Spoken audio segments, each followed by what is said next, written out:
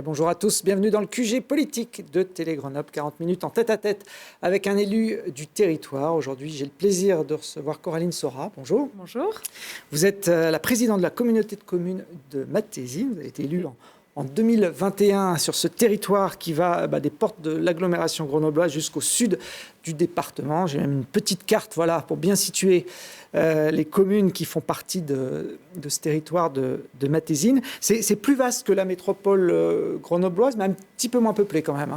Beaucoup moins peuplé, je dirais. Effectivement, c'est une des intercommunalités les plus vastes, 43 communes contre 49 pour la métropole grenobloise, mais par contre, nous avons 20 000 habitants, pas tout à fait même, et 77 000 hectares, donc c'est extrêmement vaste. Vous parliez des portes de l'agglomération grenobloise, mais il y a aussi les portes des Hautes-Alpes qui sont frontalières avec les communes de Corps, du Dévoluy aussi. On est frontalier avec le Dévoluy, donc on est un vaste territoire.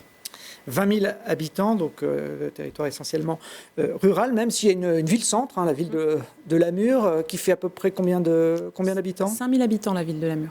C'est vraiment la métropole, le cœur de vie du territoire ? C'est le cœur de ville. Après, il y a des communes qui en sont plus éloignées. On a 3 anciens chefs-lieux de canton que sont Corps, Valbonnet et Lamure. Donc, il y a aussi une vie sur les villes de Corps et Lamure. Mais effectivement, l'ensemble des services à la population, enfin du moins la plupart des services à la population, se situent sur la commune de Lamure. Il y a un lycée, un hôpital Lycée, hôpital, collège.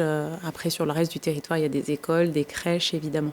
Bon. Alors, la Matésine, ça a longtemps été un territoire marqué par la mine. C'était l'activité principale pendant des décennies. Aujourd'hui, il reste quoi de ce passé minier ? Ça reste notre patrimoine, ça reste un patrimoine emblématique. Fermeture de la mine de la dernière du Puy des Villaret en 1997. Donc la Matésine vivait de la mono-industrie minière. Aujourd'hui, elle a pris ce virage d'industrialisation. Elle l'a pris tout de suite après la fermeture de la mine. Donc il reste quand même, vous montrez les images, tout un patrimoine aujourd'hui qui vit à travers notamment le musée de la mine-image, les puits qu'on voit qui sont apparents, le puits des Rioux à Fuchières ou encore le puits du Villaret à Suville. Alors, on peut même aller se balader dans les mines quand on visite ce musée qui est situé à la Motte d'Aveillan, à côté de Lamure. C'est un territoire remarquable aussi, alors par la beauté de ses paysages, pas forcément ceux qu'on voit là avec la mini-image, mais c'est vrai que sur ces 77 000 hectares, on a une variété de relief, de géographie qui est assez incroyable. Tout à fait, c'est ce qui en fait sa richesse, la diversité des paysages, des espaces naturels très préservés, très peu aménagés. De nombreux sentiers de randonnée, des points, des 6 lacs et plans d'eau, des parcours VTT, et puis des espaces bien sûr bien plus aménagés, des bases nautiques. On a 3 bases nautiques, on a 6 lacs et plans d'eau aujourd'hui. Donc c'est vraiment un espace qui a une forte diversité de paysages et qui est très apprécié pour ça et qui est très riche de ces paysages. Le lac de Monténard, le lac de Lafray notamment, le massif des Écrins aussi, une partie en tout cas qui fait partie de la Matésine. Et puis une des 7 merveilles du Dauphiné qu'on voit là. La pierre percée, sur la commune de... C'est toujours un débat, mais sur la commune de Pierre-Châtel et la Motte d'Aveillan, puisqu'on la voit des deux parts. Bon, c'est comme le Montéguy pour les Normands ou les Bretons. Chacun le revendique. En tout cas, c'est une idée de balade, notamment à l'automne, cette pierre percée qui est accessible, on va dire, un peu pour tout le monde. On peut y aller en famille. C'est un territoire qui vit donc tout au long de la saison. Il y a une saison touristique importante pendant l'été ? Tout à fait. L'été est une saison touristique importante parce que, je l'ai dit, on a des points d'eau stratégiques, on est un espace de rafraîchissement, mais elle vit aussi l'hiver, la Matésine, puisqu'elle a des pôles neige, la station de l'Alpe du Grand Serre, évidemment. On a aussi une petite station associative qui est la station des Signarots, sur la commune de la Motte d'Aveillan, et puis il y a la station du Col d'Ornon, puisque nous sommes frontaliers avec Loisan, et la station du Col d'Ornon a une partie qui se situe sur le territoire de la Matésine. Il y a un des deux côtés de la vallée qui fait partie de votre secteur. Vous êtes originaire, vous, de la Matésine ? J'y suis arrivée il y a 30 ans, donc j'ai 35 ans. Donc c'est tout comme, en tout cas, j'y suis profondément ancrée. Alors, vous parlez de Pierre-Châtel, donc qui se dispute la légitimité d'avoir la pierre percée sur son territoire. C'est la commune sur laquelle vous êtes élu au conseil municipal. C'est 1500 habitants, je crois, à peu près. Tout à fait, 1500 habitants. Et la commune où j'ai grandi. Comment s'est fait la bascule de conseiller municipal d'une commune assez modeste à présidente de la communauté de communes de ce territoire? J'ai d'abord été vice-présidente de la communauté de communes en charge de la culture. Et puis ensuite, par la force des choses, puisque mon prédécesseur a démissionné 1 an après le début de son mandat, je me suis présentée, alors volontairement, hein, pas forcée, à la présidence de la communauté de communes. Et j'en suis devenue la présidente. C'est une activité à temps plein d'être présidente d'une communauté de communes? C'est une activité à temps plein. Je ne travaille pas à temps plein à la communauté de communes, mais dans les faits, c'est à temps plein. Et je dirais même jour et nuit, c'est un peu ce que sont les élus locaux aujourd'hui. C'est jour et nuit, on se consacre à notre territoire et aux enjeux du territoire. Alors, vous n'êtes pas une novice en politique, même si c'est votre premier mandat important et que vous avez 35 ans, vous l'avez dit. Vous avez milité et travaillé notamment aux côtés d'élus isérois, sénateur, président de la métropole. Tout à fait, oui. J'ai commencé très tôt. J'étais engagée au Parti socialiste. Aujourd'hui, je n'ai plus d'étiquette Parti socialiste. Et j'ai travaillé auprès de la sénatrice Éliane Giraud, effectivement, et plus récemment de Christophe Ferrari, président de la métropole de Grenoble. Pourquoi vous avez quitté le Parti socialiste? C'était en 2017, donc à l'issue du mandat de François Hollande, et je n'ai pas repris de carte. Je me suis engagée beaucoup plus pour mon territoire que pour une étiquette, mais je reste profondément ancrée à gauche. 2017, c'est aussi la période où certains socialistes sont partis du côté d'Emmanuel Macron. On peut parler d'Olivier Véran, le plus célèbre ici en Isère. Vous avez été tenté, vous, pas du tout, par ce transfert? Pas du tout. Non, je n'ai pas été tentée par ce transfert. Je ne me retrouvais pas dans ce qu'était le Parti socialiste en 2017. Donc, je dirais que je suis libre aujourd'hui, même si je reste profondément ancrée à gauche. Et j'espère qu'on arrivera à reconstruire quelque chose de solide. Ça aurait été plus compliqué de briguer la présidence d'une communauté de communes si vous aviez eu la carte d'un parti socialiste, pour le coup? On ne se présente pas à la tête d'une intercommunalité rurale sous l'étiquette, avec des revendications partisanes. Je dirais qu'aujourd'hui, je suis présidente de tout un territoire et non pas d'une étiquette. Ma majorité, mon exécutif est composé de personnalités de tous bords et ça fonctionne très bien. L'intérêt du territoire prévaut sur les intérêts partisans en Matésine. Alors, vous restez donc une femme de gauche. Vous étiez d'ailleurs candidate aux dernières élections régionales en 2021 sur la liste d'Union de la gauche, PS, Écolo, France Insoumise. Vous avez aussi soutenu en juin dernier la candidate du Parti socialiste sur votre circonscription, Marie-Noëlle Battistel. Est-ce qu'on peut dire que vous faites partie de la NUPES ? Je fais partie de cette union de la gauche. Union ne veut pas dire fusion. Et j'ai soutenu Marie-Noëlle Battistel, effectivement. Marie-Noëlle Battistel que je connais très bien depuis de nombreuses années. Je soutiens la personne, je soutiens ses valeurs qu'elle porte et que nous partageons. Et je soutiens aussi la porte-parole des territoires ruraux pour moi à l'Assemblée nationale. Alors, il y a une chose qui est pas commune en politique, c'est que votre compagnon, Coraline Sora, est aussi un opposant politique. En tout cas, il soutenait pour ces législatives le candidat du camp d'en face, de droite. Alors, c'est Fabien Mullic, qui est vice-président du département en charge de l'agriculture. Comment ça se passe, les relations dans la vie privée, quand on vit avec quelqu'un qui n'a pas forcément les mêmes idées politiques et que tous les deux, on est impliqués dans la vie publique? Ça se passe très bien. pas les mêmes idées politiques, mais les mêmes valeurs et le même amour pour notre territoire et pour les gens. Et je pense que c'est ce qui nous rassemble profondément. C'est notre amour pour notre territoire. Et c'est lors d'une campagne, d'ailleurs, où nous étions opposants, que l'on s'est rencontrés et nous avions les mêmes ambitions pour le territoire. On aborde quand même les sujets qui fâchent à la maison? On évite. Bon, même sur la politique nationale, j'imagine que vous n'avez pas forcément les mêmes avis? On n'a pas les mêmes avis, mais en tout cas, le territoire nous préoccupe beaucoup plus que la politique nationale. Et sur le territoire, nous sommes bien souvent convergents. Alors, votre compagnon siège aussi à la Comcom. Il fait partie des soixantaines d'élus qui font partie de cette communauté de communes. Est-ce qu'il a voté pour vous lors de votre élection? Je peux vous le dire très franchement, il s'est abstenu. Voilà, c'était la seule abstention. Il s'est abstenu pour ne pas avoir pris on va dire, il avait un candidat de son camp politique, qui était le maire de la Mure. Et il n'a pas pris part à la campagne ni d'un côté ni de l'autre, et il s'est abstenu, ce que je trouve une décision plutôt sage et noble. Alors, il y a un gros dossier en ce moment sur votre territoire de Matésine. C'est un dossier qui concerne aussi beaucoup d'Isérois. C'est, vous l'avez évoqué, la station de l'Alpe du Grand Cerf, qui est une station à une grosse trentaine de minutes de Grenoble, qui est gérée par votre collectivité. 50 de kilomètres de pistes, une quinzaine de remontées mécaniques entre 1400 et 2200 mètres d'altitude. On n'est pas sur un petit stade de neige, mais sur une vraie station qui draine des milliers de skieurs chaque semaine. Pourtant, cette station est menacée de fermeture définitive et rapidement à l'horizon 2023. Tout à fait. Nous avons repris la compétence, nous, collectivité, communauté de communes, au 1er janvier 2021, donc c'est tout récent. On s'est engagé dans une procédure ensuite de délégation de service public pour avoir un délégataire qui soit en exploitation de la station. Et donc aujourd'hui, nous sommes en discussion avec un candidat unique qui est la SATA. Effectivement, la station est menacée de fermeture parce qu'on a des remontées mécaniques vieillissantes et on a aussi un problème, je dirais, climatique qui fait que lors de fortes rafales de vent, nous ne pouvons accéder en haut de la station du fait que nous sommes obligés d'arrêter les télésièges. Aujourd'hui, si on n'est pas en capacité de mener le projet à terme que nous avons construit conjointement avec la SATA et de trouver les investissements, nous n'aurons pas la capacité d'investir seuls. Nous maintenons la station aujourd'hui à l'équilibre, ce qui ne nous permet pas de nouveaux investissements et qui, à terme, nous verra en déficit sur cette station. Alors la SATA, c'est la société qui exploite notamment les stations de l'Alpe d'Huez et des Deux Alpes maintenant.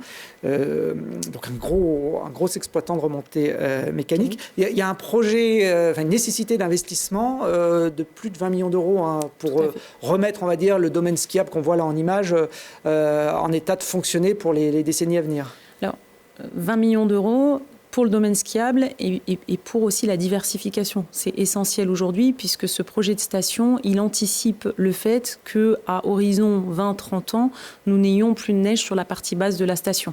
Donc aujourd'hui, il faut travailler l'après, la diversification et en faire une station toute saison. Donc effectivement, le gros des investissements va se porter sur cette remontée centrale qui serait un télémix pour nous conduire jusqu'en haut de la station. Mais finalement, cette grosse remontée, ce télémix, ce serait un élément de diversification qui permettrait aussi d'amener les piétons en haut de la station, été comme hiver. Ouais, de pouvoir redescendre. Piétons, vététistes, poussettes, familles, voilà. Pouvoir redescendre, j'imagine aussi les skieurs quand le manque de neige à basse altitude se fera sentir. Alors pourquoi cet investissement coince J'imagine que la Matésine seule ne peut pas investir autant d'argent. Alors, la Matésine seule, évidemment, ne peut pas investir autant d'argent. Le budget de la communauté de communes de la Matésine, c'est à 30 millions d'euros. On parle d'un investissement de 24 millions d'euros. La communauté de communes, aujourd'hui, pourrait mettre 4 millions d'euros sur la table. Le délégataire, 6 millions d'euros. Donc là, il nous reste... la SATA. Il nous reste du coup à trouver des financements avec nos partenaires habituels que sont régions, départements et État. Donc aujourd'hui, effectivement, ces financeurs nous accompagnent sur toute la partie diversification. En revanche, d'aucuns ne financent les remontées mécaniques. Donc c'est un vrai sujet. Et aujourd'hui, nous, ce que nous disons, c'est que cette remontée mécanique, c'est une remontée qui apportera aussi la diversification et qui permettra les diversifications toute saison. C'est aussi le poumon économique de la station. Aujourd'hui, nous faisons des bénéfices sur l'activité ski. Et demain, si nous voulons développer l'activité 4 saisons, il faut qu'on soit en capacité de générer des bénéfices par ailleurs. Et puis, cette station, c'est un véritable pôle de vie. Ça irrigue toute une vallée. C'est 160 emplois directs, indirects. Tout Mathésin, ou presque tout Mathésin, a appris à skier à la station de l'Alpe du Grand Cerf, qui est une des plus anciennes stations d'Isère équipées de remontées mécaniques, puisqu'elle a 84 ans. Et c'est un véritable pôle de vie pour toute une vallée et pour toute la Matésine. C'est une station qui pourrait vivre sans le ski alpin l'hiver, par exemple ? Non, parce que sans le ski alpin, alors il y a des pistes de ski de fond, mais qui ne sont pas suffisamment développées. Elle peut vivre l'été. Elle peut bien vivre l'été, ce qui est déjà le cas. On fait partie des stations qui ont le mieux vécu cet été, d'ailleurs, avec plus de 27% de piétons en plus sur la station. On a un bike park, on a 2 via ferrata, il y a un plan d'eau à l'Alpe du Grand Cerf. Mais l'hiver, sans le ski, elle ne peut pas vivre. Il faut développer ses activités annexes au ski l'hiver et maintenir cette activité ski. On a 2 écoles de ski à l'Alpe du Grand Cerf. Aujourd'hui, il faut qu'elles vivent. On a des restaurateurs, des commerçants, des hébergeurs qui vivent de l'activité ski. C'est tout un territoire qui est lié à cette activité-là et qui est lié aussi à l'activité estivale. Alors, à l'heure du réchauffement climatique, et alors que de nombreux spécialistes annoncent qu'à moyen terme, le ski, notamment en moyenne montagne, c'est fini. Ça peut paraître un budget important, plus de 20 millions d'euros à investir, alors qu'on se dit qu'il y a peut-être, dans quelques années, de toute façon, même à 1700 mètres d'altitude, il n'y aura peut-être plus de neige, quoi qu'il arrive. Je l'entends. je le comprends aussi. C'est pour ça que quand je dis que nous anticipons cette transition, nous l'anticipons vraiment et nous sommes en train d'affiner le projet en ce sens. C'est-à-dire, oui, penser à l'activité ski, mais penser à ce qui va se passer dans 30 ans. Il faut aussi se dire que l'activité ski est profitable aux agriculteurs sur le territoire. Et ça, c'est une réalité. Aujourd'hui, il y a 17 exploitations sur la vallée de l'Alpe du Grand Serre. Je ne parle pas de la commune, de la vallée. Et tous travaillent de manière saisonnière sur la station, que ce soit en tant que moniteur, restaurateur ou autre activité. Mais l'agriculture permet aussi l'entretien des espaces naturels et vice-versa. Le damage permet l'entretien de l'espace pour ensuite le berger ou l'éleveur puisse amener ses bêtes sur la montagne. Donc les deux activités sont vraiment interconnectées et le président du comité de soutien de la station, qui est aussi le président des jeunes agriculteurs de l'Isère, le dit, sans ski, il n'y a pas d'agriculture et sans agriculture, il n'y a pas de ski. C'est quoi l'échéance là par rapport à ce dossier? Est-ce que sur l'hiver qui approche, la station sera ouverte quand il arrive? Aujourd'hui, depuis qu'on a entamé les discussions avec la SATA, nous sommes en contrat de prestation avec eux, c'est-à-dire qu'ils nous appuient sur l'exploitation de la station depuis 2 et maintenant 3 saisons pour l'hiver qui arrive. Donc ils ont vraiment appréhendé ce qu'était la station et comment ils souhaitaient la faire vivre ensuite et on a partagé ça ensemble. Aujourd'hui, on ouvrira cet hiver évidemment. Les forfaits, la vente de forfaits est en ligne, on a des prix très attractifs, d'accord. D'ailleurs, c'est une station familiale et ça le restera. Par contre, l'hiver prochain, si nous ne concluons pas nos discussions et cette délégation de service public, la SATA ne restera pas avec nous, évidemment, et je serai en obligation, en tant que présidente de communauté de communes, de fermer la station. Donc ça reste une option Ça reste une option tout à fait envisageable. Donc j'en appelle aux financeurs aujourd'hui pour écouter, comprendre le projet, venir sur site pour comprendre ce qu'est la station, parce que vous l'avez dit, ce n'est pas un petit stade de neige, c'est une véritable station, un véritable pôle de vie, et nous accompagner dans ce projet-là et nous faire confiance. Aujourd'hui, c'est tout un territoire. J'ai mené une réunion publique la semaine dernière à l'Alpe du Grand Serre. Il y avait près de 300 personnes. C'est pas rien sur notre territoire. Donc c'est tout un territoire qui veut sauver l'Alpe du Grand Serre. C'est pas la seule station iséroise, malheureusement, à avoir des difficultés. Il y a le cas en Chartreuse avec Saint-Pierre de Chartreuse qui, a priori, se dirige là aussi vers une fermeture de son domaine skiable, peut-être dès cet hiver. Il y a un précédent en plus sur ce secteur avec une station qui est située près de chez vous, sur le plateau mathésin, qui était la station de Saint-Honoré, qui est à l'abandon depuis bientôt une vingtaine d'années. On voit ces images sorties on pourrait presque dire d'un film d'épouvante avec ces bâtiments qui n'ont pas été finis d'ailleurs à l'époque. Tout à fait. Tout à fait, bâtiment porté par un promoteur privé. Saint-Honoré n'était pas une station, elle faisait partie du domaine de l'Alpe du Grand Serre. Elle permettait de relier depuis Saint-Honoré le domaine de l'Alpe du Grand Serre. Donc effectivement, du fait des conditions climatiques et de l'abandon du promoteur du parc immobilier, les remontées mécaniques ont été démontées en 2003. Alors c'est vrai que c'est pas beau dans le paysage et je pense surtout qu'on n'a pas anticipé la reconversion. Et aujourd'hui, on nous veut station de transition et d'arrêt définitif du ski, mais ceci s'anticipe et ne peut pas se faire du jour au lendemain. Saint-Honoré, là, les bâtiments, c'est une friche industrielle depuis une vingtaine d'années. Il y a des projets, vous n'avez pas la main sur un site comme celui-là? Non, je n'ai pas du tout la main sur ce site-là. Nous n'avons pas la main, nous les élus. Alors la commune a peut-être plus d'éléments à ce sujet, mais ça reste pour l'instant en l'état de ce que c'est. Le promoteur a fait faillite depuis longtemps. Voilà, c'est ça, tout à fait. Alors, puisqu'on parle d'aménagement touristique, alors le dossier est un peu plus modeste, mais il y a la prairie de la Rencontre, qui est un endroit chargé d'histoire, à l'entrée de la Matésine. On peut rappeler rapidement ce qui s'est passé sur cette prairie? La prairie de la Rencontre, c'est la rencontre de Napoléon et de l'armée royaliste au retour de l'île d'Elbe en 1815. Donc c'est un lieu emblématique. Et puis surtout, vous disiez moins important, mais moins important en termes d'investissement et d'enjeux. Mais il n'est non moins important en termes d'aménagement.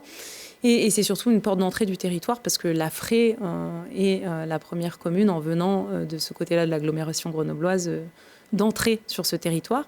Alors évidemment, c'est un projet d'aménagement de la prairie, à la fois aménagement paysagère, scénographique, visuel, patrimonial.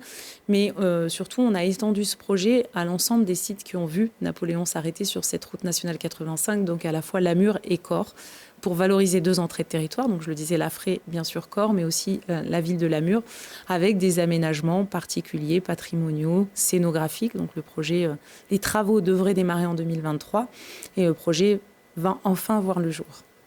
Alors, on parlait du risque de fermeture peut-être de l'Alpe du Grand Serre d'ici un an. Pour conclure sur ce sujet, vous aujourd'hui, à l'aube de cet hiver, c'est quoi le pourcentage de chances que la station s'arrête après ces derniers hivers? Aujourd'hui, il faut convaincre. Donc j'y mettrai toute mon énergie, j'y consacre beaucoup d'énergie, j'y crois encore. Convaincre l'État et la région, voilà. En gros. Je suis profondément attachée à cette station. Je connais très bien les gens qui vivent, qui en vivent. Je sais qu'il y a un enjeu humain derrière, un enjeu social, ce qui fait que je ne lâcherai rien sur la station et je veux croire que nous aboutirons à cette délégation de service public et à l'avenir de la station. Bon. On suivra ça dans les mois à venir. En tout cas, il y a eu une réouverture touristique pour le territoire. C'était l'an dernier, même si c'était une saison un peu particulière. C'est le petit train de la Mure qui a repris du service après presque une quinzaine d'années à l'arrêt suite à un éboulement. Est-ce que la fréquentation de ce petit train touristique est à la hauteur des attentes que vous aviez mises sur cette réouverture? Oui, déjà, nous sommes très heureux de revoir le train circuler. Je pense que en juillet 2021, quand il a été mis en circulation, beaucoup de Mathézins ont versé leurs larmes. Il faut savoir que c'est 10 ans de combat acharné pour que redémarre ce train. Alors bien sûr, avec le concours des collectivités et du département notamment, qu'on n'aura de cesse de remercier, parce que c'est un très gros investissement. Aujourd'hui, la fréquentation est bonne, elle n'est pas à hauteur de ce qui est prévu. C'est-à-dire que ce qui est prévu, c'est 120 000 visiteurs sur saison. Or, aujourd'hui, on est à 45 000 sur la saison actuelle et 70 000 à peu près depuis le début.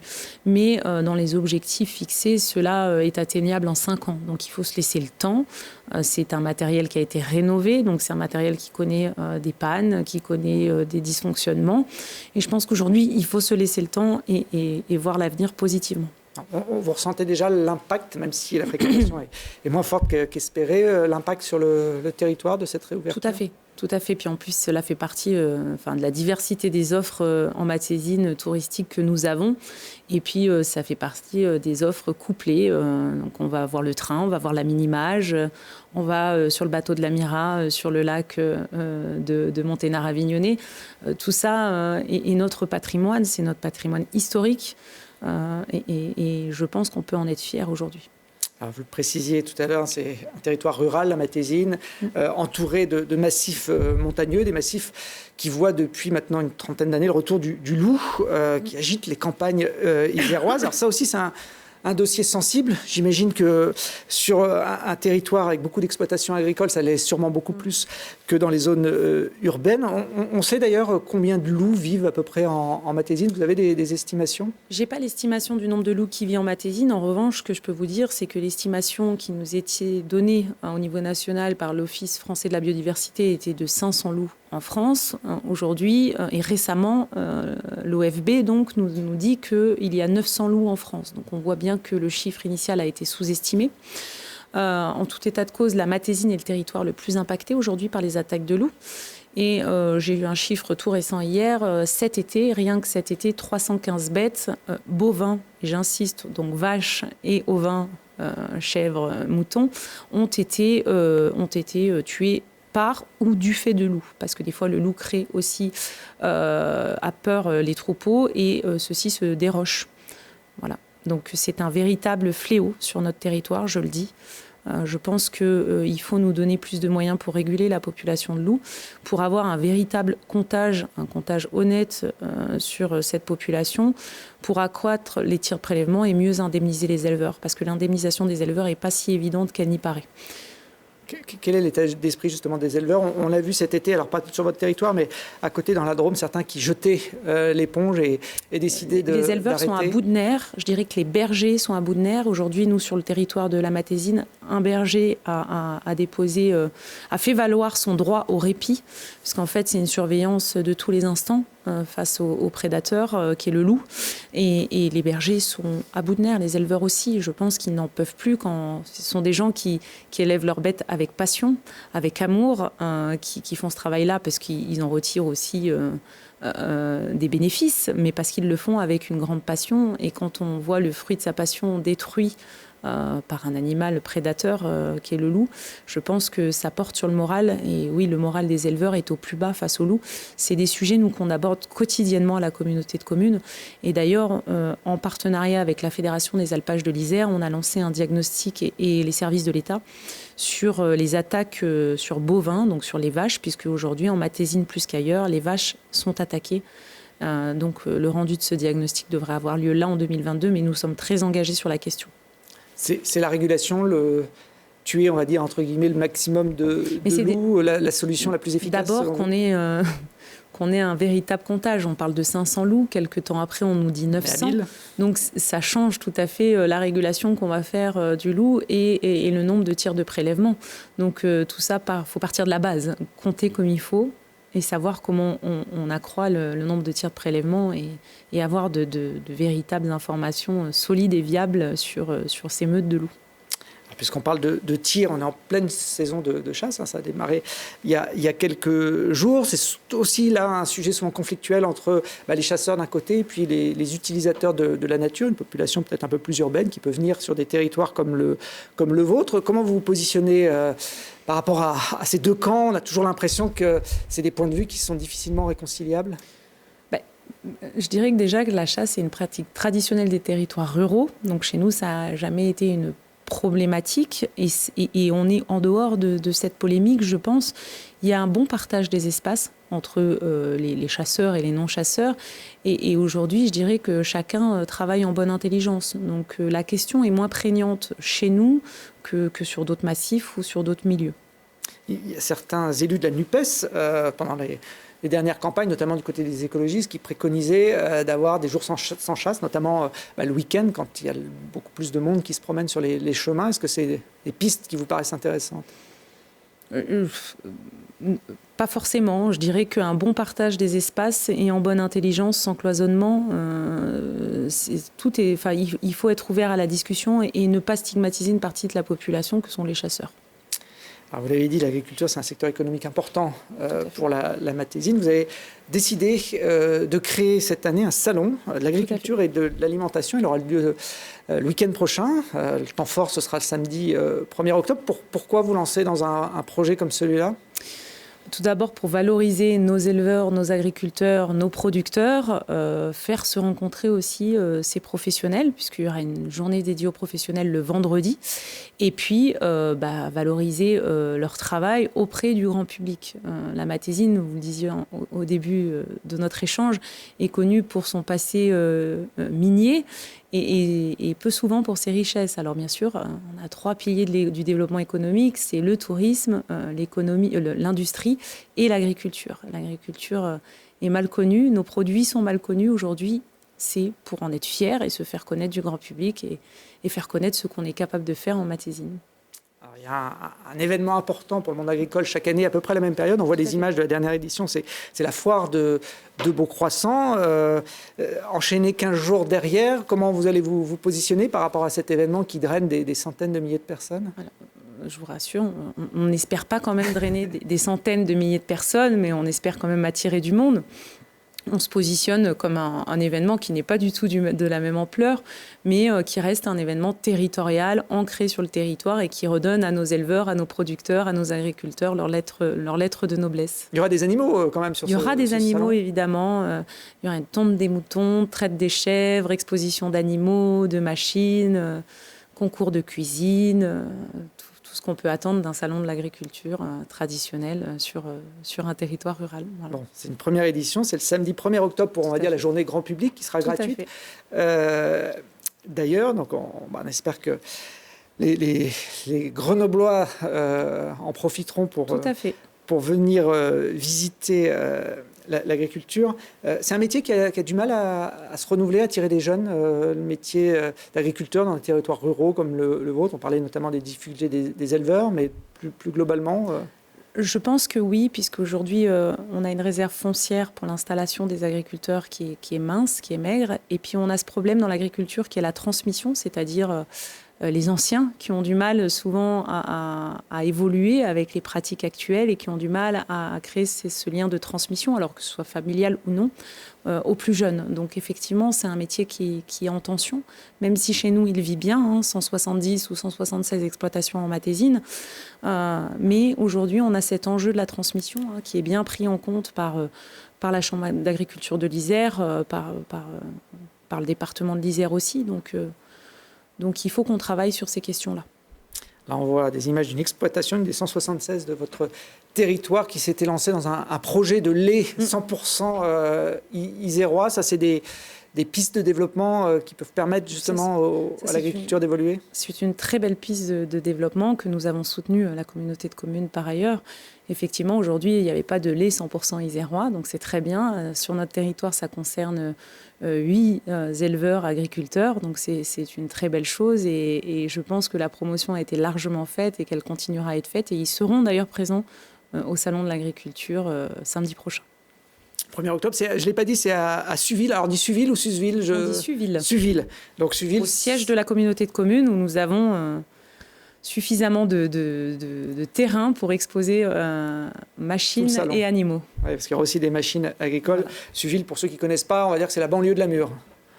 C'est une commune... Juste pas limitrophe. C'est une commune limitrophe. Ouais. Voilà. Enfin, c'était un petit clin d'œil. C'est une des plus grosses effectivement. Communes, voilà. Qui se trouve donc juste avant d'arriver à Namur quand on vient notamment de Grenoble. Alors, il y a un principe dans cette émission, c'est que l'invité de la semaine précédente pose une question à mon invité. Ça me fait un petit peu moins de boulot. Très bien. On recevait lors de la dernière émission Cyrielle Châtelain, qui est députée de l'Isère, qui est une jeune députée, vous avez le même âge d'ailleurs, 35 ans, de la deuxième circonscription, qui englobe Échirolles et Saint-Martin-d'Hères notamment. Mais je crois que cette circonscription vient aussi grappiller un peu des communes de la Matésine. Tout à fait. Il y a deux communes de la Matésine sur la circonscription de Cyrielle Châtelain. Ce sont la commune de Laffré et Saint-Jean-de-Vaux. Voilà, donc elle s'est mis cette mission de vous poser une question. On l'écoute et puis vous répondez juste derrière. Eh bien, bonjour Madame la Présidente. Au cours de ma campagne et de mes premières semaines de mandat, j'ai pu échanger avec des habitants, notamment à proximité de Visil, qui me parlent beaucoup de la disparition des services publics. C'est un vrai sujet qui les préoccupe. Ils les ont vus peu à peu disparaître. J'imagine que dans votre territoire, vous devez vivre à peu près la même chose. Ma question aujourd'hui, c'est quel constat et quelle action aujourd'hui dans votre territoire pour remettre du service public au service des habitants ? Alors, je précise, je crois que vous la connaissez bien. Tout à fait. On sent dans son bonjour Madame la Présidente qu'il y a un peu de complicité entre vous. Tout à fait. Nous avons travaillé ensemble et effectivement, nous nous connaissons très bien. Bon, c'est une députée Europe Écologie Les Verts, j'ai oublié de le préciser. Une jeune élue du territoire depuis le mois de juin dernier. Effectivement, depuis plusieurs années, les services publics ferment de plus en plus sur nos territoires, que ce soit les trésoreries, postes, les services de santé. Aujourd'hui, le constat est que nous nous sentons de plus en plus marginalisés, les territoires ruraux, parce qu'il y a aussi le problème de la mobilité et de l'accessibilité aux services publics. Et bien souvent, dans ce cas-là, ce sont les collectivités qui s'emparent de cette notion de service public et de comment faire pour apporter le service public au plus près des habitants. C'est d'ailleurs en ce sens que, avant l'été, nous avons contractualisé avec le bus, l'association PIMS, pour avoir un bus itinérant pour apporter dans les communes les plus éloignées des services proches de la ville-centre un service public du quotidien, c'est-à-dire des personnes qualifiées qui se déplacent dans un bus, qui vont tel jour à telle heure dans telle commune et qui aident les personnes qui n'ont pas accès au numérique à renouveler leur carte d'identité, avoir des relations avec la caisse d'allocation familiale, enfin faire leurs différents papiers tels que les impôts. Donc ça, c'est vraiment un beau projet dans lequel on s'est lancé. Alors, il y a une maison France Service à Namur, labellisée France Service. Mais aujourd'hui, l'enjeu pour nous, c'est de faire de l'aller vers et d'aller vers les habitants pour leur apporter ce service au plus proche d'eux. Alors vous évoquiez la fermeture de certains services publics. Il y a un hôpital à Namur, on l'a dit, à la fin des années 2000, la maternité avait été fermée, temporairement, elle a été réouverte depuis. Est-ce que cet établissement de santé est menacé à moyen terme de fermer Je dirais que l'hôpital de Namur n'est pas menacé à moyen terme. C'est un bel hôpital qui regroupe de nombreux professionnels, qui dépend du CHU de Grenoble. Ça fait partie du même ensemble d'établissements au même titre que celui de Voiron. Aujourd'hui, je dirais plutôt que faute de moyens humains et matériels, l'hôpital est en service dégradé. Donc on n'a pas aujourd'hui le service attendu au sein de l'hôpital de Lamure, même si nous avons un nouveau scanner, un mammographe. Donc ça, c'est des éléments à prendre en compte qui sont très importants, qui évitent de se déplacer et de saturer les services à la fois d'urgence et services spécialistes qu'il y a sur l'agglomération. Alors, vous voyez quelques images, non pas de l'inauguration de l'hôpital, il est plus ancien, mais il a été rebaptisé du nom de Fabrice Marquiol, qui était le maire un peu emblématique de Lamure, qui s'est malheureusement donné la mort il y a quelques années. La métropole grenobloise, donc aux portes du territoire, elle est beaucoup plus fournie en matière de services publics. Est-ce qu'il y a des liens qui se créent entre ces deux territoires? Il y a le Voironnais d'un côté, le Grésivaudan de l'autre, qui se sont associés avec la métropole grenobloise pour développer notamment un réseau de transport en commun. Est-ce que ce sont des pistes de rapprochement que vous avez en tête? Alors, il y a une véritable coopération avec les territoires voisins, c'est-à-dire nous, nos territoires voisins que sont l'Oisans, le Trièves et la métropole grenobloise. Je pense qu'aujourd'hui, il faut qu'on voit au-delà de nos frontières, même si nous restons le territoire de la Matésine, mais qu'on travaille ensemble, puisque, à titre d'exemple, il y a 3000 personnes du territoire de la Matésine qui descendent chaque jour travailler sur la métropole grenobloise. Ce n'est pas rien. Donc c'est un flux de population qu'on prend en considération. Nous sommes en coopération en matière de tri et d'incinération des déchets, puisque nous faisons partie des 7 territoires voisins qui coopérons avec la métropole pour la reconstruction aujourd'hui du centre de tri et de la nouvelle usine d'incinération sur le site d'Atanor. Nous avons d'autres types de coopération. Et je pense notamment à un sujet qui nous a beaucoup préoccupés avant l'été, c'est ce qu'on appelle la surfréquentation des espaces fraîcheurs en proximité de métropole, donc de nos lacs, pour les appeler plus communément. À la Fraye notamment pour les. Tout à fait. Sur les et là, nous avons travaillé en collaboration avec la métropole, la région, le département, pour savoir comment anticiper ces phénomènes qui sont liés au réchauffement climatique aussi, et puis à la nécessité de prendre l'air et la fraîcheur de nos montagnes. Et donc, nous sommes engagés dans un travail avec la métropole, pour la métropole, sur le champ de la médiation et de la prévention des populations, et avec la région sur les transports, le département sur d'autres sujets. Donc oui, on a des coopérations et de bonnes coopérations, et je pense que nous en verrons plus largement sur le plan économique à l'avenir. 3000 Matézins qui viennent travailler quotidiennement sur l'agglomération grenobloise. Est-ce qu'il y a des gens qui vivent dans l'agglo et qui viennent travailler sur le plateau? Est-ce qu'il y a une industrie, une attractivité de certaines entreprises? Alors, il y a une forte attractivité des entreprises sur le territoire. Enfin, nous accueillons un certain nombre d'entreprises. Aujourd'hui, tout confondu, je dirais plus de 1000 entreprises, une vingtaine d'industries de pointe. Alors, je ne sais pas le nombre de déplacés qui viennent chaque jour sur le territoire. En tout cas, la Matésine est un vrai pilier dans l'industrie pour le sud grenoblois. Tout récemment, est venue s'installer chez nous l'entreprise Rosy Solar, qui est une start-up grenobloise, donc qui a son centre de recherche sur le site de l'université à Saint-Martin-d'Air, et qui va créer son centre de production à Saint-Honoré, donc commune du plateau matézin, et qui est spécialisée dans le recyclage de matières issues des panneaux photovoltaïques, et qui a d'ores et déjà signé 5 CDI en Matésine avec des Matézins, et qui à l'avenir nous promet une trentaine d'emplois. Il y a un chômage plus fort sur un territoire comme le vôtre. Le Trièves, qui est juste à côté, s'est lancé dans une expérimentation territoire zéro chômeur longue durée depuis quelques années. Ils attendent d'ailleurs d'être labellisés officiellement par l'État sur ce projet. Ça se passe comment chez vous en termes de chômage? Alors nous, je crois, selon les dernières indications que j'ai, qu'il y a 6% de chômage sur le territoire de la Matésine. Aujourd'hui, paradoxalement, ce que nous relatent les chefs d'entreprise chez nous, c'est qu'ils ont du mal à trouver et à recruter des personnes. Donc ça, c'est un vrai sujet. Et nous, communauté de communes, c'est notre première compétence, le développement économique. Nous essayons de favoriser ce retour à l'emploi, et aussi se dire comment on redore ce qu'est l'image de l'industrie sur le territoire. Donc, nous organisons divers événements, faisons se rencontrer les publics aussi, les jeunes. On a des formations professionnelles sur le territoire, donc comment les lycéens rencontrent les industriels chez nous. On peut peut-être lancer un petit appel. Je sais pas s'il y a beaucoup de jeunes qui regardent le QG politique, mais donc visiblement il y a des opportunités à saisir en Matésine, et il y a un cadre de vie, on l'a vu en début d'émission, qui est plutôt intéressant, et on peut encore y skier, en tout cas pour l'instant. Et s'y baigner et s'y promener, et voilà. Et ça, la baignade et la promenade, à mon avis, c'est pour encore un long bail.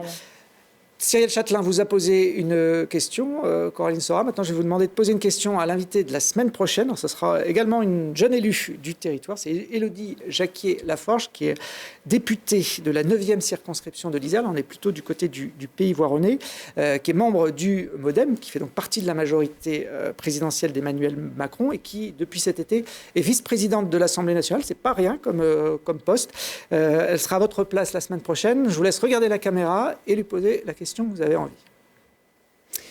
Madame la députée, bonjour. Ma question portera sur la sécheresse. Effectivement, la France et notamment les territoires ruraux ont été frappés de plein fouet par la sécheresse cette saison et ce n'est pas fini. Aujourd'hui, on sait que la réglementation concernant le stockage de l'eau est très stricte et je souhaite vous demander quelles souplesses sont envisagées par le gouvernement à l'avenir pour assouplir cette réglementation qui aujourd'hui ne permet pas un stockage suffisant.